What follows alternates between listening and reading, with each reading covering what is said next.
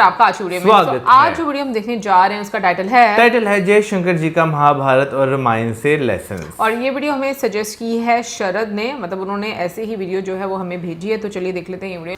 इतनी पढ़ाई के बाद आपको क्या लगता है कि दुनिया के सबसे बड़े डिप्लोमेट कौन थे? मैं कहूंगा सबसे बड़े डिप्लोमेट एक श्री कृष्ण थे, एक हनुमान जी थे। नहीं, और ये बहुत सीरियस उत्तर दे रहा हूं मैं आपको कि अगर आप उनको कूटनीति के परिप्रेक्ष्य से देखें कि किस सिचुएशन में थे, उनको मिशन क्या दिया गया था, किस तरीके से उन्होंने हैंडल किया था। और हनुमान जी ने तो माने उसके साथ इतना इंटेलिजेंस भी और मिशन के आगे भी बढ़ गए थे। उन्होंने सीता को वो कांटेक्ट भी किया था, पूरी लंका की खबर ली, लंका को जला भी दिया उसके बाद।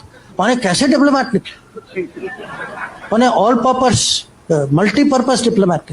10 बड़े स्ट्रेटेजिक कॉन्सेप्ट जो इंटरनेशनल रिलेशन, मैं हर कॉन्सेप्ट का आपको एक महाभारत में इक्विवेलेंट दे सकता हूँ कि अगर आप कहें अरे आज मल्टीपोलर वर्ल्ड है, उस समय भी अगर कुरुक्षेत्र के मैदान में क्या हो रहा था, वो मल्टीपोलर भारत था जिसमें अलग अलग राज्य थे। सबको कहा गया कि आप उनके साथ हैं, मेरे साथ हैं, एक दो नॉन अलाइन निकले बीच में, जैसे बलराम थे या रुक्मा थे। या अब हम कहते हैं कि ये ग्लोबलाइज दुनिया है, इंटरडिपेंडेंस है, हम सब पे ये बाधाएं हैं, कंस्ट्रेंट। अर्जुन की दुविधा क्या थी? कंस्ट्रेंट ही थी कि वो इंटरडिपेंडेंट थे, इमोशनली इंटरडिपेंडेंट थे कि मैं अपने रिश्तेदारों के खिलाफ मैं कैसे लड़ाई करूं। पर वो भी वो फिजिकल मटेरियल इंटरडिपेंडेंस नहीं था, पर इमोशनल इंटरडिपेंडेंस था। या हम कभी कभी हम कहते हैं अरे पाकिस्तान ने ये किया वो किया, चलो हम स्ट्रेटेजिक पेशेंस दिखाते। स्ट्रेटेजिक पेशेंस का सबसे अच्छा उदाहरण जो है वो कृष्ण भगवान जिस तरीके से उन्होंने शिशुपाल को हैंडल किया कि 100 बार उन्होंने क्षमा किया, 100 बार। उसके बाद आपको पता है उन्होंने क्या किया। या आजकल ये टर्म आया है रूल्स बेस्ड ऑर्डर, हाँ, कि एक मर्यादा होती है देशों के बीच में, जो राजनीति में, कि आपस में कुछ ऐसे कानून होते हैं, कुछ रूल्स होते हैं। महाभारत की कहानी क्या है कि जो रूल्स का उल्लंघन करते हैं, जैसे कर्ण या दुर्योधन, वो अपने आखिरी समय में खुद उनको अचानक रूल्स याद आ जाती कि वो कहते हैं भाई ये नहीं करो क्योंकि ये रूल के मुताबिक। और पूरी जिंदगी जो है उन्होंने उसी रूल्स का उन्होंने पालन नहीं किया था। आज हम कभी कभी आपस में हमारी डिबेट होती है कि हमारे खिलाफ हमसे बड़ा देश है। अब ये याद रखिएगा कि पांडव जो है, पांडव कौरव की प्रोपोर्शन जो थी वो 7-11 थी, कि वो छोटी फौज थी, उनके पास छोटी फौज थी पर बड़ी सोच थी, अनुशासन ज्यादा था, क्रिएटिविटी ज्यादा था, इंटेलिजेंस ज्यादा था, और श्री कृष्ण उनके साथ थे। और हम कभी कभी रेपुटेशनल कॉस्ट की बात करते हैं कि रेपुटेशन जो है कूटनीति में, राजनीति में भी, जिस पे आप भरोसा, अब भरोसा की मैं क्या कीमत बताऊं आपको, जिस पे भरोसा करते हैं उसकी जो वैल्यू जो है, पार्टी हो, आदमी हो, देश हो, रेपुटेशन की बहुत कीमत होती। और पांडवों की रेपुटेशन जो है कौरव से इतनी अच्छी थी, रेपुटेशन का बहुत फर्क पड़ा।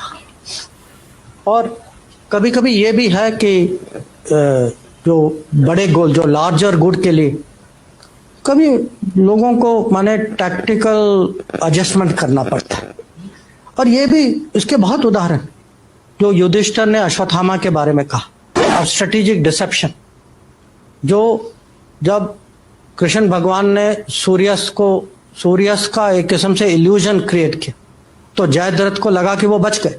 हम जो हैं इतनी माने आसानी से ये शब्द लेते हैं, Trojan horse, Achilles heel, Gordian knot. अब ये कहाँ से आते हैं ये शब्द? किसी और के कथा से आते हैं। अब मुझे उससे कोई दुश्मनी नहीं है, मैं भी वही कथा पढ़ता हूँ, मुझे भी उसमें रुचि है। पर मैं हमारे देशवासियों को समझाना चाहता हूँ कि भाई आप अपने बारे में भी पढ़िए, इसका भी महत्व समझिए। इंडियन स्ट्रेटेजिक कल्चर दूसरों के अनुभवों और दूसरे के कथाओं से नहीं बनेगी। इंडियन स्ट्रेटेजिक कल्चर इंडिया के एपिक से बनेगी। जयशंकर जी की जो बातें सुनी है, मुझे लगता है लाजमी उनसे किसी ने ना कोई सवाल जो है वो किया होगा, जो उन्होंने इतना एलैबोरेटिव वे में जो है ना वो जवाब दिया है। और लिटरली मुझे बहुत अच्छा लगा कि उन्होंने ना जिस तरह अपने कल्चर से रिलेटेड जो है जो एग्जांपल्स हैं वो दी हैं। और मुझे ये चीज़ बड़ी अच्छी लगी है कि उन्होंने बड़े विस्तार से ये चीज़ जो है बताई है कि किस तरीके से डिप्लोमेसी को उन्होंने लिंक किया महाभारत से और रामायण से। इनफैक्ट हम लोग भी जैसे जहाँ तक हम लोगों ने महाभारत देखी है जिस एपिसोड तक, तो ये चीज़ तो हम लोग भी समझते हैं कि इस दुनिया में जितने भी कैरेक्टर्स हैं और जैसी उनके रोल्स हैं वो सब आपको महाभारत में नज़र आते हैं। इनफैक्ट आप ये भी मतलब बहुत सारी ऐसी स्थिति होती है जहाँ पर आपको समझ आ रही होती है महाभारत को देखकर कि एक व्यक्ति जो अभी के टाइम में मौजूद है ये नेक्स्ट मूव क्या लेने वाला है, क्योंकि इसकी सोच इस तरह की है तो ये किस हद तक जा सकता है या ये क्या टैक्टिक्स जो है वो अपना सकता है। तो बिल्कुल मैं इस बात से अग्री करती हूँ कि बहुत सारी, अगर जैसे हम हॉलीवुड की मूवीज़ देखें तो उनकी जो आपको फ्यूचरिस्टिक मूवीज़ नज़र आती हैं उसमें आपको सनातन धर्म के बहुत सारे कॉन्सेप्ट्स नज़र आते हैं।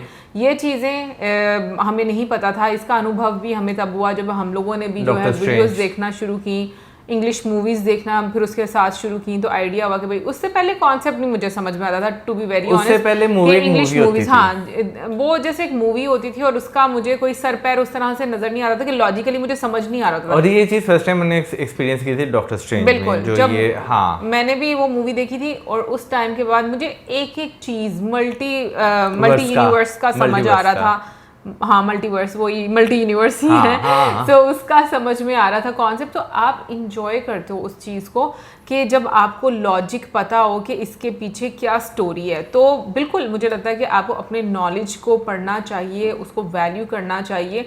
और जब बाकी सब लोग वहाँ से उठा कर चीज़ें जो हैं वो आगे इस तरीके से प्रमोट कर रहे हो तो मुझे लगता है फिर तो बहुत ज़रूरी है कि पढ़ना चाहिए। लेकिन मेरा ख्याल है कि इस तरह के जो है ना भाई डायलॉग्स जो है वो बोलने के लिए भी जो है ना आपके जो मिनिस्टर्स हैं उनके पास भी अच्छा खासा नॉलेज होना जो है वो बहुत ज़रूरी है। वरना ऑन दी अदर साइड जो है ना हम दुनिया भर में ऐसे लीडर्स भी जो है वो देखते हैं कि भाई वो इस तरह के बयान जो है वो दे जाते हैं कि एक आम इंसान भी जो होता है ना, जिसका क्या नाम इतना ज़्यादा लेना देना नहीं होता इन चीज़ों से, वो भी सोचता है कि यार ये बंदा क्या बात कर रहा है, ये क्या सोच के जो है ना ये चीज़ जो है बोल रहा है। तो मेरा ख्याल है कि जो आपके जो जितने भी मिनिस्टर्स होते हैं ना उनके पास नॉलेज होना जो है ना वो ज़रूरी है, ख़ासतौर पर अपनी रेलिवेंट फील्ड से रिलेटेड, ताकि अगर इन फ्यूचर जो है कहीं पे कोई एग्जांपल कोट करनी हो, कुछ कहना हो, तो वो भाई इजीली जो है ना उस चीज़ को जो है ना वो हैंडल कर पाए। अब ये चीज़ जो है ना आपको डॉक्टर एस जयशंकर जी जो है उनमें जो है वो देखने को मिलते हैं कि जिस तरह जो है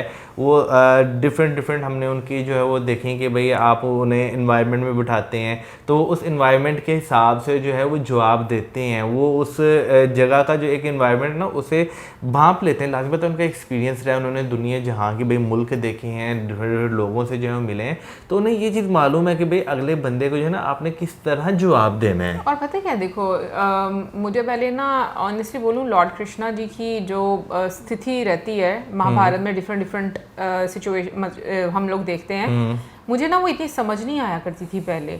लेकिन अभी जैसे वक्त के साथ साथ आप जब चीज़ें समझना शुरू करते हो ना तो आपको पता चलता है कि वो क्या मैसेज आपको कन्वे करवाना चाहते थे उस टाइम पर। मतलब इतने आप कह लो कि टाइम पहले जो आज का टाइम है उसको डिपिक्ट किया गया कि किस तरह की स्थिति में आपको क्या क्या चीज़ें जो हैं वो हैंडल करनी है।